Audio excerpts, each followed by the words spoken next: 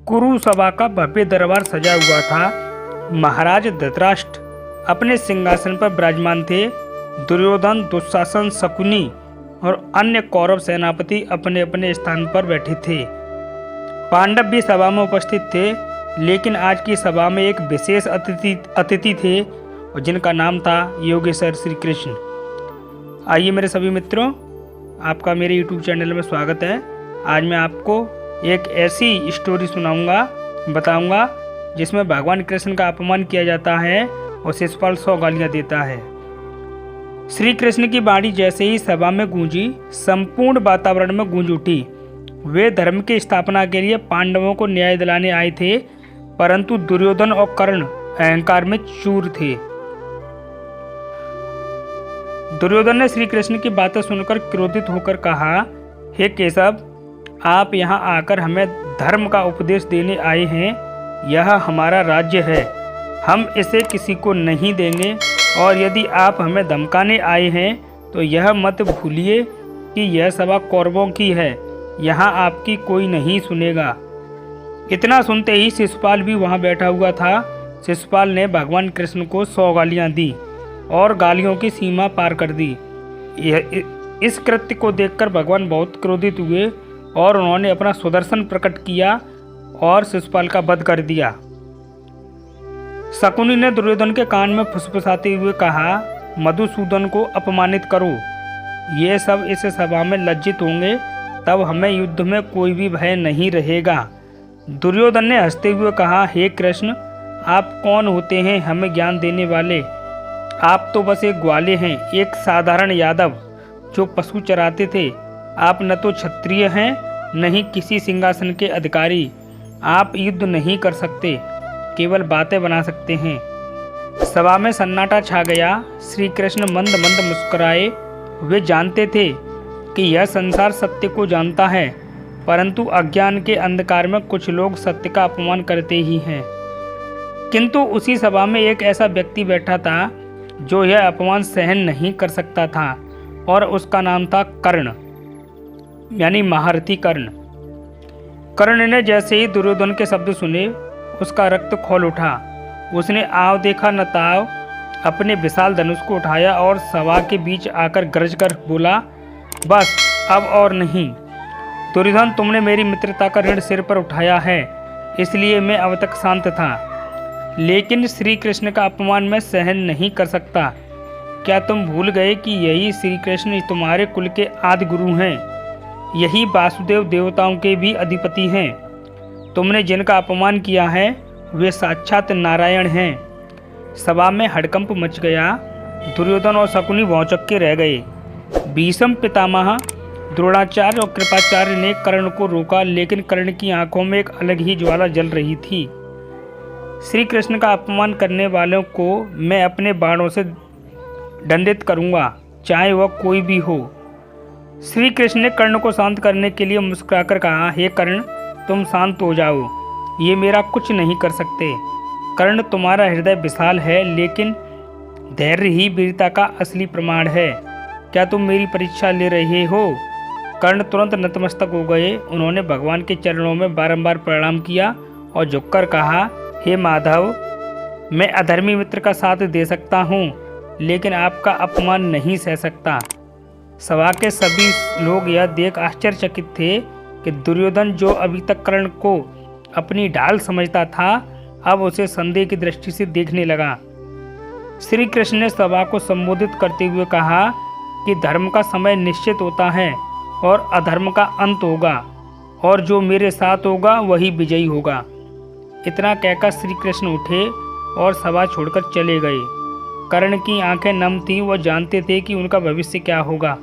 मित्रों, मैं आपको बता दूं, कर्ण को ये पता था कि महाभारत का युद्ध का जो परिणाम है, जो रिजल्ट है, उस क्या होने वाला है। वो ये भी जानते थे कि पांडव विजयी होंगे और कौरव हारेंगे और मारे जाएंगे, और दुर्योधन को भी पता था कि हम हारेंगे और मारे जाएंगे। कर्ण भी जानते थे कि मैं भी हारूंगा और मारा भी जाऊंगा, लेकिन फिर भी उसने दुर्योधन का साथ दिया। लेकिन उस दिन पूरे हस्तिनापुर ने देख लिया कि कर्ण केवल मित्रता का ऋणी नहीं था, वह सत्य और धर्म का भी रक्षक था। कर्ण अभी भी सभा के मध्य खड़ा था। उसके हाथों में उसका विशाल धनुष था और आंखों में अग्नि जल रही थी। श्री कृष्ण के चरणों में नतमस्तक होने के बाद भी उसका मन अशांत था। उसने श्री कृष्ण के अपमान का विरोध तो कर दिया, लेकिन अब एक नया प्रश्न खड़ा हो गया था कि क्या वह दुर्योधन की ओर से लड़ते हुए धर्म की अवहेलना करेगा। दुर्योधन, जो अब तक कर्ण को अपनी सबसे बड़ी शक्ति मानता था, उसके इस आचरण से क्रोधित हो गया। उसने तीखी दृष्टि से कर्ण की ओर देखा और कहा, कर्ण, तुम किस ओर हो? मेरे मित्र हो या मेरे शत्रु? कर्ण ने धीरे से उत्तर दिया, मैं सदा तुम्हारा मित्र रहूंगा दुर्योधन, लेकिन धर्म का अपमान मैं नहीं सह सकता। सभा समाप्त हो चुकी थी। सभी अपने अपने महलों को लौट चुके थे, लेकिन कर्ण का मन अब भी व्याकुल था। वह अपने महल में था, लेकिन चैन से नहीं बैठ सका। तभी भगवान कृष्ण वहां प्रकट हुए और बोले, कर्ण। श्री कृष्ण के चेहरे पर वही दिव्य मुस्कान थी जो सब कुछ जानने वालों को होती थी। कर्ण, क्या तुमने अपने मन की उलझन को पहचान सकते हो? भगवान ने कर्ण से यह प्रश्न पूछा। कर्ण ने सिर झुका लिया और बोला, हे माधव, मैं अधर्मी नहीं बनना चाहता, लेकिन मित्रता का भी धर्म होता है। मैं दुर्योधन का ऋणी हूँ। श्री कृष्ण मुस्कुराए और बोले, कर्ण, यदि मित्रता का धर्म निभाना है तो क्या धर्म का त्याग करना आवश्यक है? कर्ण स्तब्ध रह गया। वह कोई उत्तर नहीं दे सका।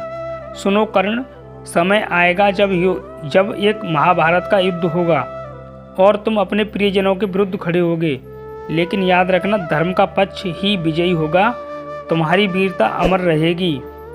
लेकिन क्या तुम अधर्म का साथ देकर स्वयं को कायर कहलाना पसंद करोगे? कर्ण ने कोई उत्तर नहीं दिया, लेकिन उसके हृदय में कुछ टूटता सा महसूस हुआ। रात बहुत हो चुकी थी। कर्ण अभी भी श्री कृष्ण की बातों में उलझा हुआ था। तभी एक सेवक ने आकर कहा, राजकुमार, कोई आपसे मिलने आया है। कर्ण ने बाहर जाकर देखा तो वहाँ कुंती माता खड़ी थी। उनका चेहरा गंभीर था। उनकी आंखों में संकोच और ममता दोनों झलक रहे थे। कर्ण ने उन्हें प्रणाम किया और कहा, माता, इस अर्धरात्रि में मेरा यह सौभाग्य है कि आप स्वयं मेरे महल में पधारी हैं। कुंती का स्वर कांप उठा। कर्ण, मैं केवल तुम्हारी माता हूँ और आज तुम से कुछ मांगने आई हूँ। कर्ण चौंका।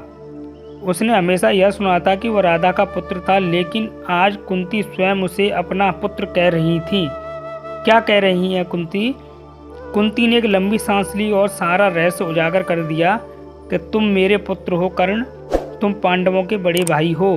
तुम्हारा जन्म राजकुल में हुआ था, लेकिन नियति ने तुम्हें राधा और अधिरथ की गोद में दे दिया। कर्ण पर जैसे वज्र गिर पड़ा हो। उसे विश्वास नहीं हो रहा था कि वह पांडवों का भाई था। कर्ण ने अपनी माता की ओर देखा, जिनकी आंखों में करुणा थी। उसने शांत स्वर में कहा, माँ, आपने यह सत्य इतने वर्षों तक मुझसे छिपाया क्यों? कुंती की आंखों में आंसू बहने लगे। कर्ण, मैं चाहती हूँ कि तुम पांडवों का साथ दो। तुम्हारा धर्म तुम्हें अपने भाइयों की ओर बुला रहा है। कर्ण कुछ देर मौन रहा, फिर उसने गहरी सांस ली और उत्तर दिया, माता, मैं जानता हूँ कि मैं पांडवों का बड़ा भाई हूँ, लेकिन मैं दुर्योधन के अधर्म का साथी नहीं, बल्कि उसका मित्र हूँ। उसने मुझे समाज में जो सम्मान और जो स्थान दिया है, मेरी प्रतिष्ठा को सम्मान दिया है, अब मैं उसे युद्ध में अकेला कैसे छोड़ सकता हूँ? कुंती के मन में आशा टूट गई। उन्होंने अंतिम प्रयास किया, लेकिन कर्ण, यदि तुम युद्ध में दुर्योधन का साथ दोगे तो तुम्हारा अंत निश्चित है। कर्ण मुस्कुराया और बोला, माँ, मैं जानता हूँ कि मैं इस युद्ध में विजयी नहीं हो पाऊंगा, लेकिन मेरी वीरता, मेरी कीर्ति अमर रहेगी। मेरा नाम इतिहास में लिखा जाएगा। कुंती के मन में पीड़ा थी, लेकिन वह जानती थी कि कर्ण अपने वचन का पालन करेगा। महाभारत का युद्ध का समय निकट आ चुका था। कर्ण ने अपने संकल्प का दृढ़ निश्चय किया और अपने रथ को युद्ध की ओर मोड़ा। वह जानता था कि श्री कृष्ण सत्य कह रहे थे, लेकिन अब पीछे हटने का कोई मार्ग नहीं था। मेरा जीवन मेरा नहीं, बल्कि मेरी प्रतिज्ञा का है। मैं धर्म और मित्रता के इस संग्राम में अपनी आहुति जरूर दूंगा, लेकिन कायर नहीं कहलाऊंगा। युद्ध की रणभेरी बज चुकी थी। अर्जुन और कर्ण आमने सामने थे। श्री कृष्ण अर्जुन के सारथी बने और कर्ण शल्य के साथ रथ पर खड़ा था। कर्ण के हाथों में उसका धनुष था और उसके धनुष का नाम था विजय, और उसके हृदय में एक अड़िग संकल्प था कि मैं अर्जुन को मार के तभी वापस लौटूंगा। यदि मरना भी पड़े तो मैं यशस्वी बनकर मरूंगा। श्री कृष्ण ने कर्ण की ओर देखा। उनकी आंखों में करुणा थी। जैसे ही युद्ध का संकनाद हुआ, धर्म और अधर्म की अंतिम परीक्षा प्रारंभ होने जा रही थी। युद्ध अंतिम समय तक चलता रहा, लेकिन अंत में आकर के जब कर्ण का पहिया धरती की गोद में समा गया, तब अर्जुन ने भगवान कृष्ण के इशारे पर अंजलिक नामक बाण चला करके कर्ण की हत्या कर दी और कर्ण मारा गया। इस कहानी को देखने के लिए बहुत बहुत धन्यवाद। अगर आपने चैनल पर पहली बार विजिट किया हो तो सब्सक्राइब जरूर करें, लाइक करें, शेयर करें और अपने मित्रों में शेयर जरूर करें। Thanks for watching.